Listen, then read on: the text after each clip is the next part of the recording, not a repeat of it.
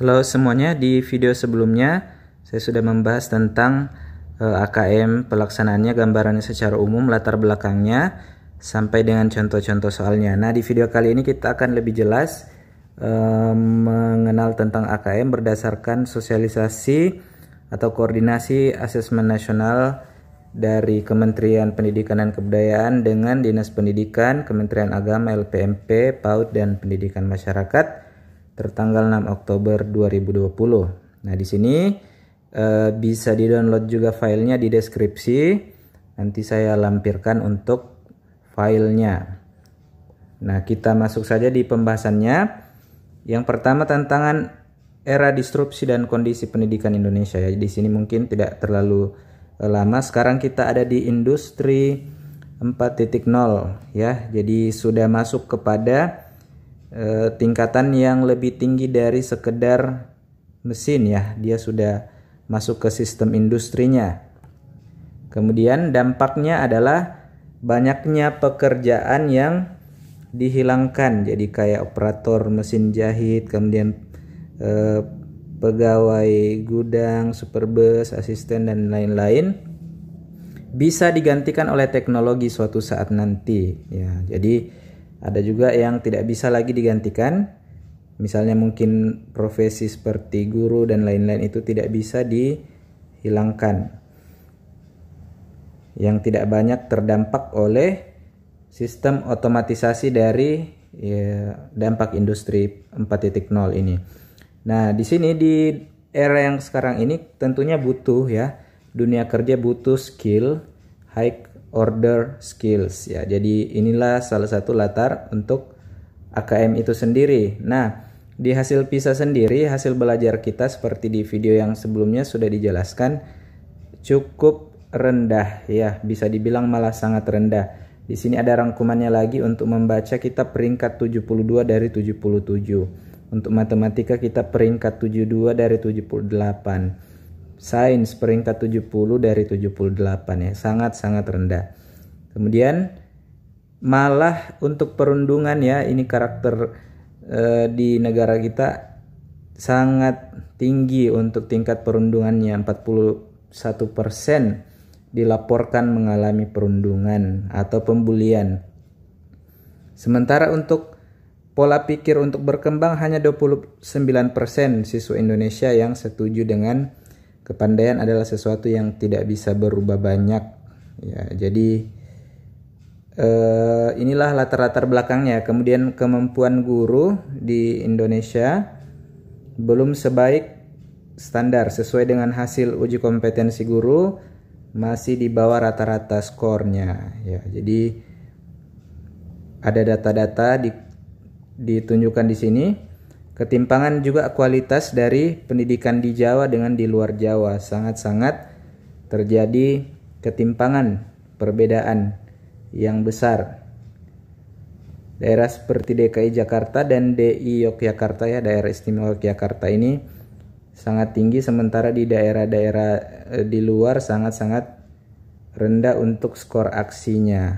Aksi ini adalah tes yang diadakan semacam tes PISA tadi, tapi di dalam negeri ya, diadakan beberapa tahun lalu, dan dilihat skornya memang sangat mencolok perbedaannya. Nah, kemudian muncullah gagasan untuk reformasi asesmen ini untuk peningkatan kualitas pembelajaran. Nah, tentu saja tadi terkait juga dengan karakter. Ini ditampilkan juga slide contoh pengukuran untuk bilangan. Biasanya di soal ini dari ujian nasional ya, urutan pecahan dari yang terbesar ke terkecil diberikan langsung seperti ini, lalu kita membuat urutannya dan memilih jawaban yang benar dalam bentuk pilihan ganda. Nah, konsep ini dalam soal-soal PISA atau dalam soal-soal AKM nantinya dibuat dalam format yang berbeda seperti ini, lebih ke masalah yang sering ditemui dalam kehidupan sehari-hari. Nah, ini contoh dari soal AKM-nya ya. Ditanyakan, jika ibu membeli tas seharga 200.000 dan mendapatkan diskon 50%, 20%, berapakah harga yang harus dibayarkan? Jadi cara penghitungannya ini ditentukan dulu 50% dari 200.000 untuk diskonnya, maka 100.000. Kemudian 100.000 tersebut harga setelah diskon yang pertama didiskon lagi 20%. Jadi sisa membayar 80.000 ya untuk jawaban yang nomor 1 ini. Nah, sementara untuk nomor 2, tentukan besar benar atau salah ya. Jadi selain tadi bukan pilihan ganda lagi ya untuk soalnya, ini sudah dalam bentuk isian atau uraian. Tentukan benar salah, ini dalam bentuk benar dan salah lagi, memilih benar atau salah. Besar diskon di toko A sama dengan diskon di toko B. Jadi ini kita harus menalar dan mencoba mengambil sampel, misalnya ya. Diskon 30 dengan 20 di toko A dengan diskon 40-10 di toko B. Kelihatannya memang sama kalau dijumlahkan kan, 30% tambah 20% kan 50. Sementara 40% tambah 10% juga 50, tetapi jika dikerjakan ini berbeda. Misalnya ya, harga barangnya 100.000 untuk toko A. Kalau kena diskon 30% maka bayarnya sisa 70.000. Lalu kena diskon lagi 20% berarti berkurang 14.000. Ya, jadi 10% dari 70.000 kan 7.000, jadi kalau 20% 14.000. Jadi dapatnya 56.000 untuk toko A. Sementara untuk toko B kalau diskon 40% maka 60.000, terus diskon lagi 10% berkurang lagi 10.000, berkurang lagi 6.000 ya, 6.000 jadi 54.000. Jadi toko A itu 56.000, sementara toko B adalah 54.000. Jadi besar diskon di toko A tidak sama dengan diskon di toko B. Jadi jawabannya untuk yang 2A ini, pertanyaannya kita jawab salah. Lalu barang dengan harga yang sama menjadi lebih murah di toko B. Iya, lebih salah juga ya. Lebih murah tadi. Oh iya benar ya, lebih murah di toko B 54.000 dibanding toko A 56.000. Jadi salah dan benar. Ini contoh soal AKM yang diujikan juga di tes PISA ya. Sementara ini soal model ujian nasional. Jadi berbeda, cukup berbeda modelnya. Nah, ini juga ada contoh lagi. Semua bayar setengah harga, beli satu gratis satu ya. Ini kelihatannya mirip ya, kalau beli satu gratis satu kan kurang lebih kalau harga 10.000 berarti kita dapat 2 barang. Jadi seakan-akan kita membayar setengahnya. Kalau yang 3 ini, yang promosi toko C ini, semua bayar setengah harga. Nah, Benny hanya memiliki uang 100.000 ya, ingin membeli kemeja di toko C seharga 200.000. Ternyata kemejanya sudah tidak tersedia. Teman Benny memberitahu bahwa kemeja yang sama ada di toko D dengan harga yang sama. Apakah Benny mampu membeli kemeja yang diinginkan dari toko D? Jelaskan alasanmu. Ya, di sini pertanyaannya cukup menjebak ya. Benny hanya memiliki uang 100.000. Ia ingin membeli di toko C seharga 200.000. Nah, kalau dia membeli di toko C sebenarnya dapat ya, karena harganya kan setengah harga dari 200.000 pas, tetapi bajunya sudah tidak ada. Nah, ia ingin membeli di toko D dengan harga yang sama. Nah, kalau di toko D ini beli satu gratis satu, jadi di toko D dia harus membayar 200.000 untuk dapat 2 baju. Sedangkan uangnya Benny hanya 100.000, jadi ini tidak bisa. Ya, jadi secara hitungan mungkin kalau Benny punya uang 200.000 dia dapat 2 baju. Dia dapat 2 baju ya dengan harga yang sama ya, tetapi ternyata tidak seperti itu. Uang yang dimilikinya tidak cukup, uangnya hanya 100.000. Maka Benny tidak akan mampu membeli kemeja di toko D ya. Seperti itulah kira-kira penjelasannya ya. Jika ada perbedaan ya, silakan kita diskusikan di kolom komentar.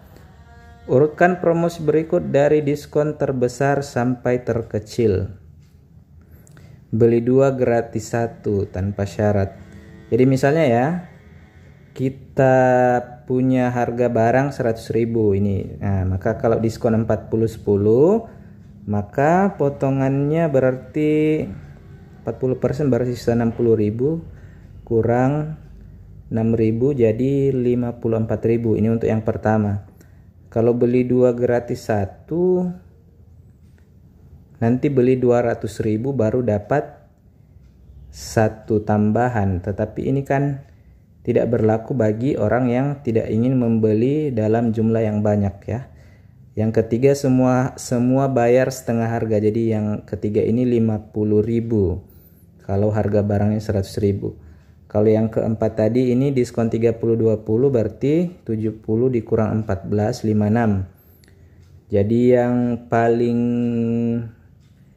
di luar beli 2 gratis 1 ini ya, yang paling rendah yang semua bayar setengah harga itu 50.000. Setelah itu diskon 40 tambah 10 itu 54.000. Terus yang diskon 30% tambah 20.000 itu 56.000.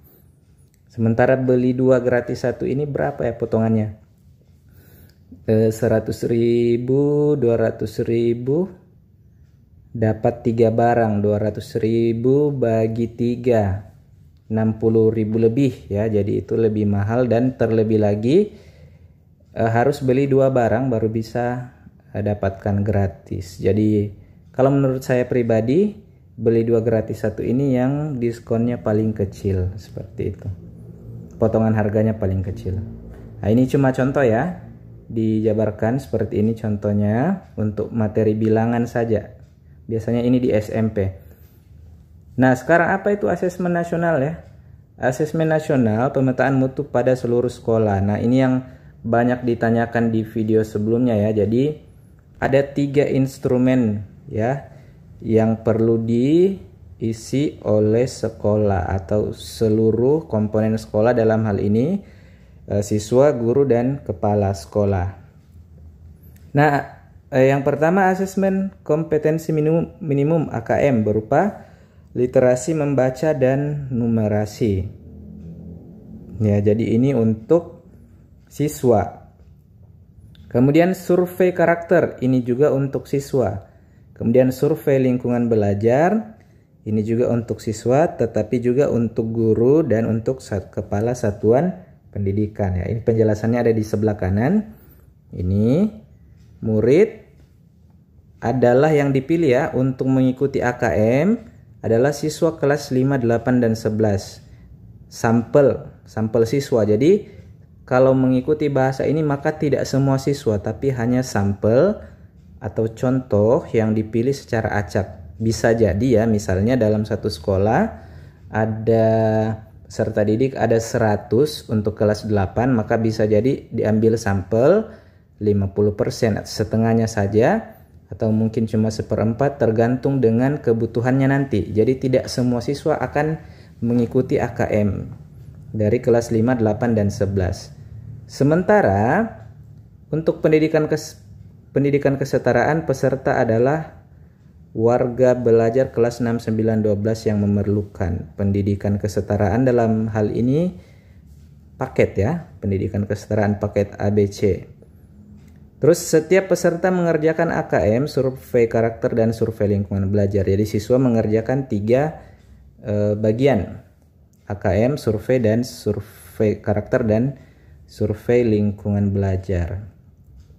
Nah, dari sini mungkin sudah ada bayangan ya, kelas 5, 8, dan 11 ini akan ikut AKM, tetapi tidak semuanya. Mungkin dari siswa di sekolah mungkin cuma setengahnya atau 1/4-nya, atau berapa persen saja, tergantung nanti dari kebijakan yang lebih lanjut. Sementara untuk siswa kelas 6, 9, dan 12 yang memerlukan, berarti ini juga tidak wajib ya, itu hanya untuk pendidikan kesetaraan. Nah, selain AKM, siswa juga mengisi survei karakter dan survei lingkungan belajar. Nah, semua guru akan mengisi survei lingkungan belajar secara mandiri, dan kepala sekolah juga mengisi survei lingkungan belajar. Seperti itu gambarannya ya. Kemudian lebih lanjut lagi, tujuannya asesmen nasional ini Ya, mengapa mengukur literasi dan numerasi? Karena dua ini adalah kompetensi minimum yang akan dipakai siswa di sepanjang hidupnya ya, dan di dalam masyarakat. Kemudian hasil literasinya Indonesia memang masih rendah. Nah, mengapa perlu untuk karakter? Karena ini bertujuan untuk mengembangkan potensi murid secara utuh. Jadi bukan hanya akademik saja ya, bukan hanya kemampuan dalam hal ini kognitif ya, tetapi juga dalam karakternya. Kemudian mendorong mengembangkan nilai sikap dan perilaku yang mencirikan pelajar Pancasila, ciri khas dari pelajar Indonesia. Nah, agar berdampak positif hasil asesmen perlu ditingkatkan ya. Hasil asesmen digunakan untuk diagnosis masalah dan perbaikan pembelajaran oleh guru, kepala sekolah, dan dinas pendidikan. Jadi nanti hasilnya akan digunakan untuk perbaikan pembelajaran di sekolah. Jadi bukan dipakai untuk ke jenjang yang lebih tinggi. Kira-kira seperti itu. Penggunaan hasil asesmen nasional. Nah, di sini hasilnya tidak digunakan untuk menilai prestasi murid, guru, atau sekolah. Jadi hasil untuk asesmen nanti 2021 ini sebagai pemetaan awal saja mutu dari sistem pendidikan. Kemudian untuk penyetaraan hasil belajar bagi program peserta didik, program kesetaraan. Ya, jadi orang tua, guru, dan sekolah tidak perlu cemas dan tidak perlu menyiapkan persiapan khusus ya. Khusus untuk program pendidikan kesetaraan, asesmen memiliki fungsi ganda, pemetaan sekaligus penyetaraan hasil belajar. Yang digunakan adalah AKM dan numerasi. Ini untuk ujian penyetaraan yang paket A, B, dan C. Ya, jadi di sini intinya ya, murid, orang tua, dan guru tidak perlu cemas. Kemudian pelaksanaannya nanti secara daring, full online. Dengan komputer, kemudian diberi jadwal, diawasi, kemudian guru dan kepala sekolah mengisi surveinya. Pemetaan dan penyiapan komputer, kemudian penyiapan sekolah spasial untuk sharing resource, kemudian penyiapan teknisi TIK. Ya, ini program-program untuk mendukung pelaksanaan AKM nantinya. Nah, ini alokasi waktunya. Hari pertama tes literasi cuma 2 hari ya, biasanya UN itu 4 hari, maka untuk AKM ini cuma 2 hari. Jadi tes literasi 75 menit, lalu isi survei karakter 20 menit, lalu untuk keesokan harinya tes numerasi 75 menit, lalu isi survei lingkungan belajar 20 menit. Ini untuk peserta didik SD.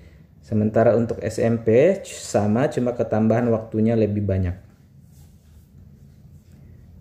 Ya, jadi ini dilaksanakan perencanaannya pada bulan Maret, awal Maret untuk kelas 11. Kemudian paket ABC-nya nanti mulai dari akhir Maret ya.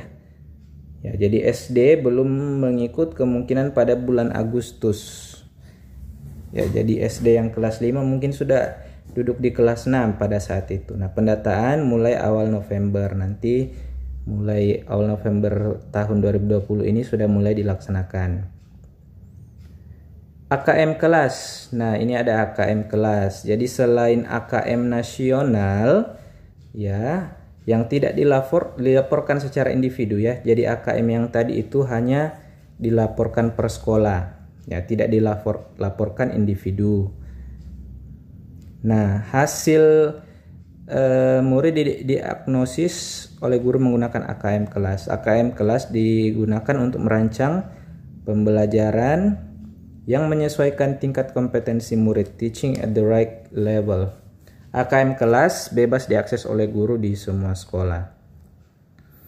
Jadi ini perbedaan dari AKM nasional dengan AKM kelas. Jadi kalau AKM nasional berfungsi untuk mengevaluasi kualitas sistem pendidikan, sementara untuk AKM kelas fungsi formatif untuk memahami hasil belajar individu peserta didik. Jadi individu di AKM kelas. Kemudian AKM nasional sampel kelas 5, 8, 11, sementara AKM kelas dari peserta didik kelas 2 sampai 12. AKM nasional terstandar pusat, AKM kelas pelaksanaan oleh guru di dalam kelas. Jadi AKM kelas ini ya yang seperti sehari-hari ya. AKM kelas digunakan untuk merancang pendidikan. Kira-kira ini gambarannya dulu belum terlalu jelas juga ya. Apakah AKM kelas ini juga pakai aplikasi atau bagaimana? Ini belum dituliskan secara jelas. Nah, kemudian di sini peran Ditjen ini tidak perlu dijelaskan mungkin. Sarana tidak perlu dijelaskan. Bantuan TIK. Ini banyak bantuan dari pemerintah untuk sekolah-sekolah ya. Data spasial, data sekolah yang bisa dipakai bersama mungkin ya di sini untuk pelaksanaannya. Penyebaran di Kota Semarang, NTT, NTB, di Papua. Kemudian tindak lanjut dari pemerintah. Seluruh daerah harus melaksanakan AKM ya, asesmen nasional ini. Daerah perlu mapping kesiapan untuk melihat infrastruktur, kemudian ada sinergi. Dalam hal ini ada resource sharing infrastruktur bersama ya. Jadi ini masih dalam tahap pengkajian juga. Kemudian kita masuk di lampiran-lampirannya ya. Jadi ini ada alokasi pelaksanaan AKM ya. Jamnya untuk per sesi 1, sesi 2, sesi 3. Ya, jadi kemungkinan nanti bersesi banyak lumayan ini ya. Sesuai dengan jadwal tadi di awal ya, ini cuma dibuat dalam 3 sesi. Nah, sekarang kita masuk di contoh soal AKM literasi membaca. Jadi untuk kelas 8 ada konteks untuk IPA atau sainsnya ya. Jadi isi wacana memberikan contoh penelitian sederhana. Kemudian siswa dengan literasi membaca tidak hanya paham dengan isi wacana namun mampu merefleksikan untuk mengenali langkah penelitian yang benar. Jadi soal literasi membaca konteks IPA mampu menemukan scientific thinking tentang prosedur penelitian ilmiah. Ini untuk kelas 8. Ini contohnya. Ya, jadi sekali lagi soal AKM memang butuh kemampuan membaca ya yang lumayan panjang ini bacaannya. Terus ini pertanyaannya. Tentukan apakah setiap aktivitas merupakan langkah sistematis dalam melakukan penelitian ilmiah di atas atau tidak. Jadi ini cuma nomor 1, cuma memilih sistematis atau tidak. Jumlah air penyiraman tanaman A ditambah setelah 2 minggu. Nah, baru kita baca seringnya penyiraman ada di sini. Kalau disiram 1 kali sehari, tingginya pertumbuhan tingginya rendah ya. Sementara kalau disiram 2 kali sehari menjadi tinggi. Tapi kita baca dulu penelitian ilmiah di rumah. Seringkali kita melakukan penelitian maka kita pikirkan laboratorium dengan alat yang canggih. Padahal kita membuat penelitian sendiri bisa. Kunci penelitian mengerti sistematisnya. Penelitian untuk beberapa situasi ada 2 jenis situasi berbeda. Kamu harus menentukan jumlah yang sama. Setiap yang konsisten kamu lakukan tidak boleh mengubahnya. Kemudian sistematis. Objek penelitian kita adalah tanaman A dan B di 1 kali sehari, 2 kali sehari. Tidak boleh menukar perlakuan. Oleh karena itu sangat penting dalam penelitian melakukan secara sistematis. Hal yang tidak dilakukan adalah memastikan tidak dipengaruhi hal lainnya seperti cahaya.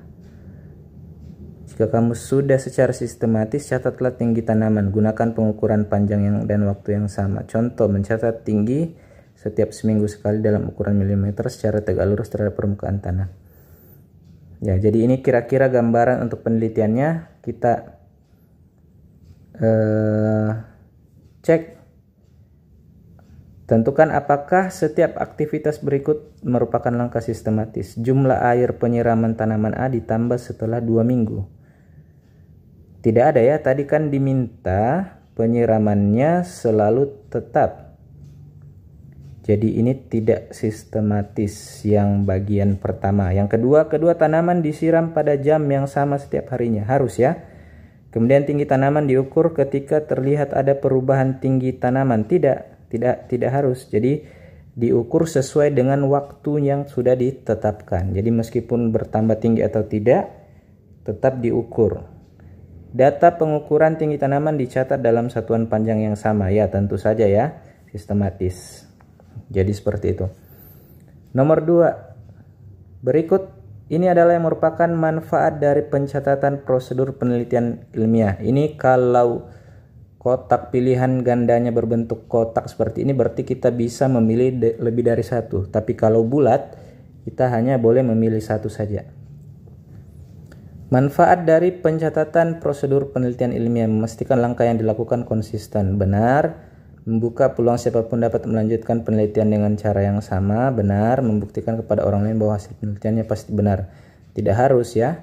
Jadi penelitian yang kita lakukan itu bisa jadi tidak terbukti kebenarannya ya, akan menghasilkan hasil lain ya. Jadi penelitian itu hanya kita membuat penelitian secara jujur ya, secara jujur dan ilmiah tanpa rekayasa, membuktikan kepada orang lain bahwa penelitiannya pasti benar ya. Tidak harus. Mempercepat proses dilakukannya penelitian ilmiah. Pencatatan prosedur. Yang jelas yang pertama pasti iya, kemudian yang kedua juga iya, yang ketiga saya kurang setuju, yang keempat mempercepat proses dilakukannya penelitian ilmiah. Manfaat pencatatan prosedur. Tidak ya, jadi yang 1 dan 2 versi saya ya. Bagi yang ingin menambahkan pendapat lain di kolom komentar silakan. Jadi teks penyajian beragam contoh perilaku sistematis. Murid diukur kemampuan menginterpretasi dan mengintegrasikan contoh perilaku dan mengidentifikasi manfaat ya. Jadi ini adalah 2 contoh soal untuk konteks literasi IPA kelas 8. Nah, ini media nomor 3 ya. Media tanaman A adalah tanah humus yang subur, sedangkan tanaman B tanah berpasir. Penelitian menyimpulkan bahwa tanaman A disiram dengan jumlah air sedikit lebih tinggi dibanding B. Berdasarkan teks tersebut, apakah simpulannya dapat diterima? Kalau menurut saya pribadi, ini disiram dengan ini tidak ya, karena tidak, perlakuannya sebenarnya harus sama ya. Bukannya tadi di teks dikatakan tanaman A dan B hanya berbeda di penyiramannya. Ada yang 1 kali sehari, ada yang 2 kali sehari. Dengan jumlah air yang harus sama juga. Jadi perbedaannya cuma intensitas penyiramannya. Jadi kalau medianya diubah, yang A tanah humus, yang B tanah berpasir, itu menjadi tidak valid ya. Tidak dapat diterima nanti. Kemudian disiram dengan jumlah air yang lebih sedikit ya, harus sama ya, jumlah air yang lebih banyak ya. Mungkin kalau disiramnya 2 kali sehari dengan 1 kali sehari, tentu saja jumlah airnya sedikit. Tetapi yang dimaksudkan pada saat menyiram itu jumlah airnya sama setiap kali menyiram. Kira-kira menurut itu versi saya ya. Kemudian ini untuk kelas 5, numerasinya atau hitungannya ini. Pada soal tersebut diberikan konteks dunia nyata membuat kue dengan konversi satuan berat. Selain itu siswa dituntut mampu memformulasikan masalah dunia nyata ke formula matematika. Ya, membuat bolu kukus.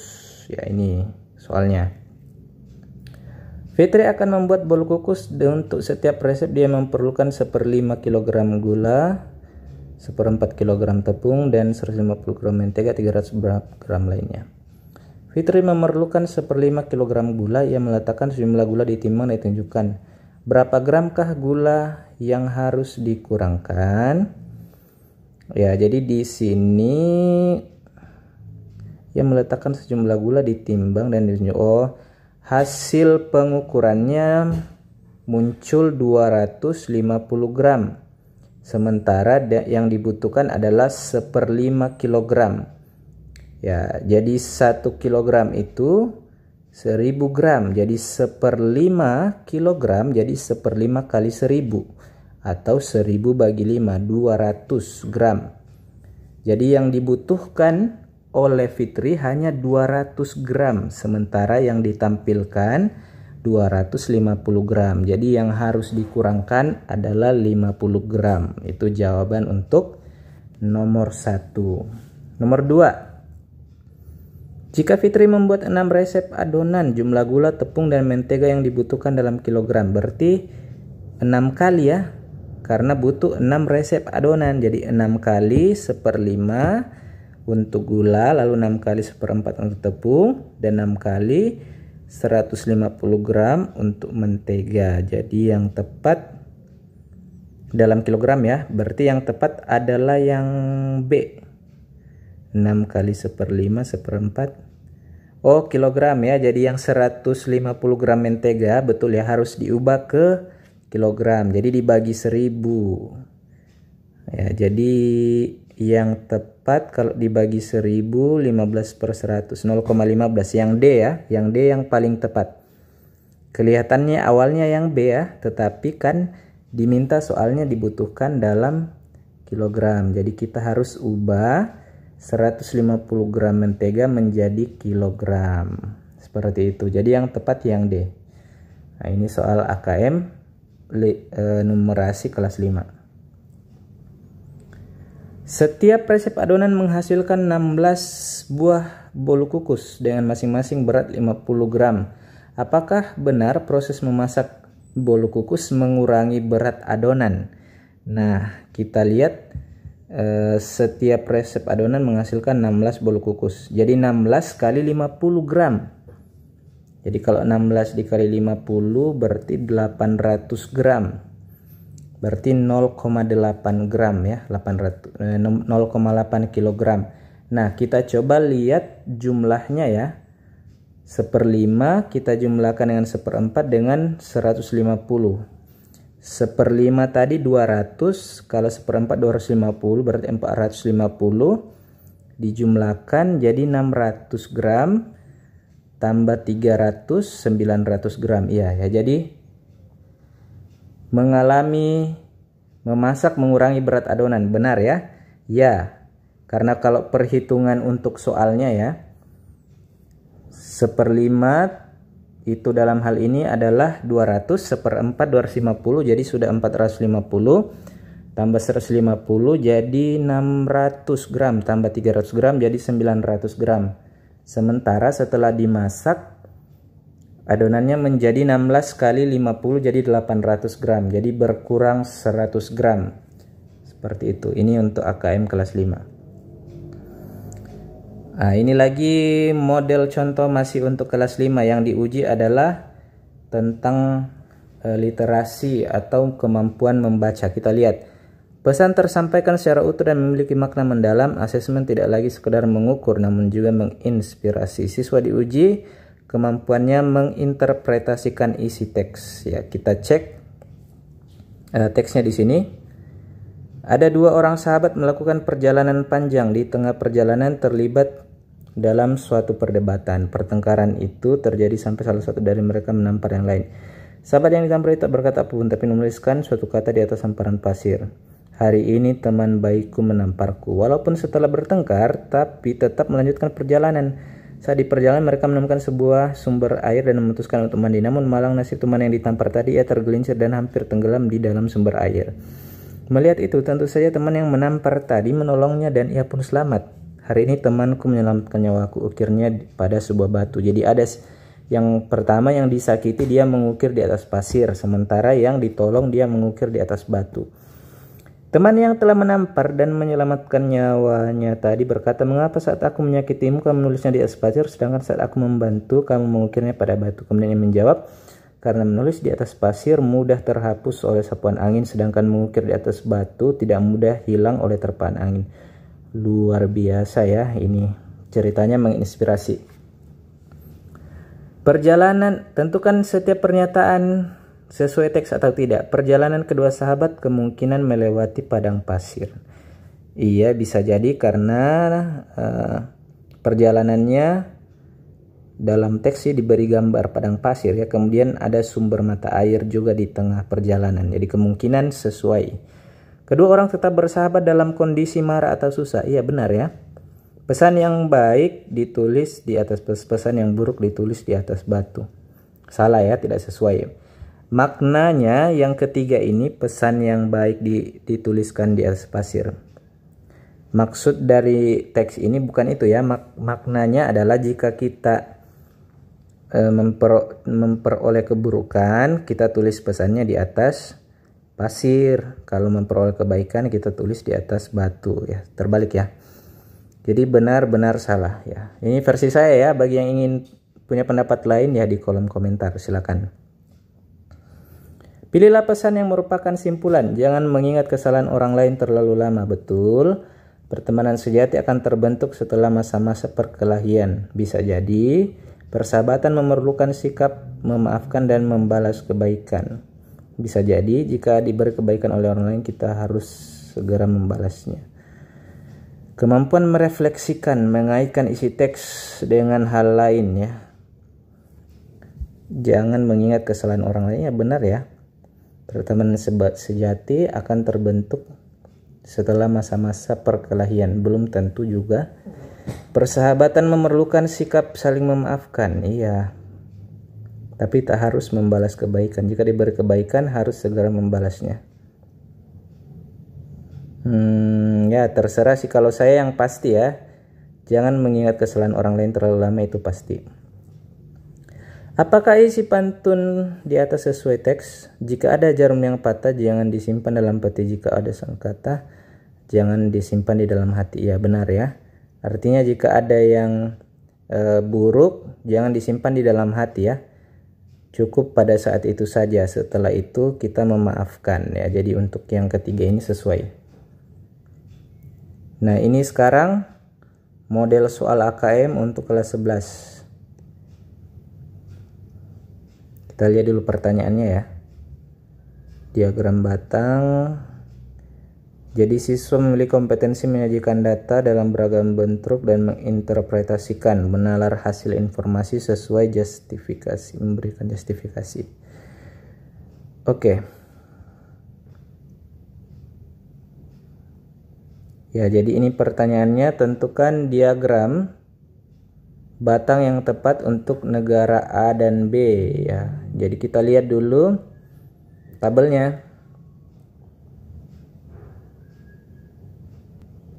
Apakah ini sesuai dengan yang di bawah ya? 7 10 10 13 15 10 10. 7 10 10 13 15 10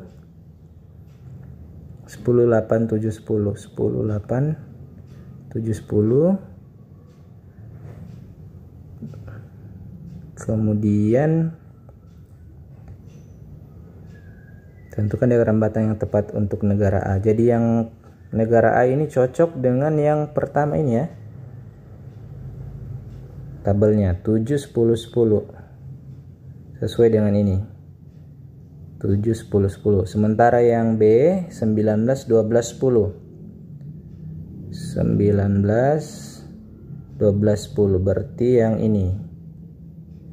Jadi A dan B yang itu ya, sesuai dengan tabel.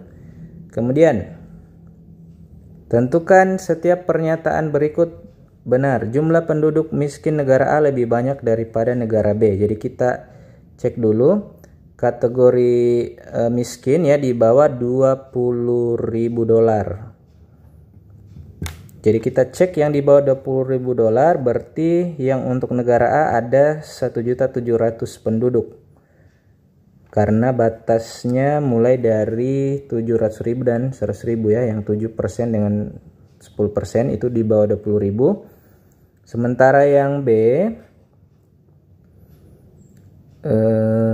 berarti yang 1.900.000 ditambah dengan 1.200.000, jadi 231.000. Negara B yang lebih banyak yang miskin. Jumlah penduduk miskin negara A lebih banyak ya, salah ya. Jadi yang betul adalah negara B yang lebih banyak. Distribusi penduduk berdasarkan pendapatan lebih merata di negara B dibanding negara A. Distribusi penduduk berdasarkan pendapatan lebih merata. Kita cek mana yang paling merata. Kalau secara rata-rata negara A yang lebih merata ya. Semuanya mendekati 10. Jadi ada yang di bawah 10, ada yang 10 rata-rata, terus yang lain di atas 10, di bawah 10 ini lebih merata. Hampir sama banyak. Sementara untuk negara B di bawah 10.000 dolar itu tinggi sekali, 19%. Di sisi lain yang 80.000 sampai 90.000 itu hanya 4%. Jadi ada ketimpangan yang jauh. Jadi tidak merata. Jadi yang B juga salah. Yang pertanyaan kedua ya, lebih merata yang di A. 50% penduduk di negara A lebih kaya dibandingkan 50% penduduk di negara B. 50% penduduk di negara A lebih kaya dibanding, ya bisa jadi ya kalau dilihat di sini yang pendapatannya di bawah rata-rata sih lebih banyak yang negara B ya. Pendapatan kaya di atas 100.000. Kita cek dulu. Penduduk negara lebih kaya. Oh, kita lihat standarnya ya. Kan ini ada batas ya. Kaya kalau di atas 100.000 dolar. Nah, kita cek mana yang di atas 100.000 dolar. Yang negara A cuma 1 juta orang di atas 90.000. Sementara yang negara B ada 20%. Jadi 10% banding 20%. Lebih kaya tentunya negara B untuk penduduk yang pendapatannya di atas 90.000 dolar ya. Jadi orang kayanya banyak ya di negara B ini, tetapi tidak merata ya, seperti itu. Berarti 50% penduduk negara A lebih kaya dibanding 50% penduduk negara B. 50% penduduk di negara A lebih kaya dibanding 50% penduduk di negara B. Bagaimana ya analisanya? 50% penduduk di negara A lebih kaya. 10 lebih banyak ya. 50%-nya lebih kaya daripada negara B. Secara hitungan saja sih kalau mau bandingkan juga ya, boleh seperti ini juga. Untuk yang di bawah 10.000, negara B lebih miskin, negara A lebih kaya sebanyak 12%. Sementara untuk 10.000 sampai 20.000 lebih kaya 2%. Yang 20.000 sampai 30.000 sama. Jadi kita jumlahkan selisih-selisihnya, apakah bisa mencapai kesimpulan 50% penduduk A lebih kaya daripada penduduk B. 50% penduduk di negara B. Jadi kalau yang tabel pertama ya, baris pertama, selisihnya 12, terus 2.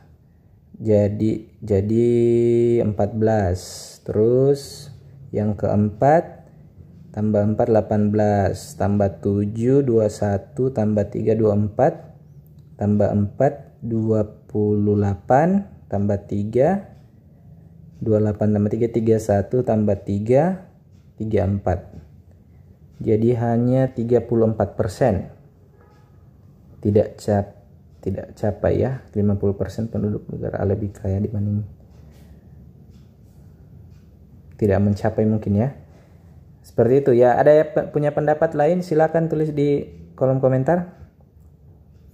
Dewan Ekonomi Internasional memiliki program membantu negara-negara yang mengalami kesenjangan penduduk. Negara B ditetapkan prioritas menerima. Apakah benar? Tentu saja benar ya, ada kesenjangan pendapatan. Ini kelihatan sekali. Yang tergolong kaya di atas 90.000 ini ada 22 juta orang, 20%. Sementara yang miskin sekali ini ada 19%. Jadi cukup jauh rentangnya ya, cukup jauh. Jadi negara B ini menurut saya termasuk seperti itu. Oke, ini untuk AKM nomor kelas 11 ya, untuk literasi numerasi. Nah, ini sementara untuk soal UN, wacananya pendek dan tidak menggali pemahaman secara utuh. Jadi ini perbandingan ya, bandingkan UN dengan AKM. Pesannya kurang mendalam, kemudian kompetensinya hanya interpretasi, belum sampai akurasi dan kualitas wacana. Nah, sekarang ini contoh ujian nasional akuntansi. Masalahnya terlalu sederhana, konteksnya kurang aplikatif, diukur pada level yang hanya pengetahuan dan interpretasi data. Jadi tidak sampai menalar. Ya, jadi katanya ujian nasional lebih mudah dibandingkan AKM. Kalau dilihat ya, kalau dibandingkan dari soal-soal yang ada tadi ya, kira-kira seperti itulah. Oke, cukup penjelasannya ya. Jadi sebagai kesimpulan, sesuai dengan data ini, data file ini, koordinasi asesmen nasional dengan berbagai bidang ya di sini, dari dinas sampai pendidikan masyarakat, disimpulkan yang akan ikut AKM di kelas 8, 5, dan 11. Sementara yang kelas 9 dengan kelas 12, kelas 6 itu hanya untuk pendidikan kesetaraan. Kalau berdasarkan data yang ada di sini. Seperti itu.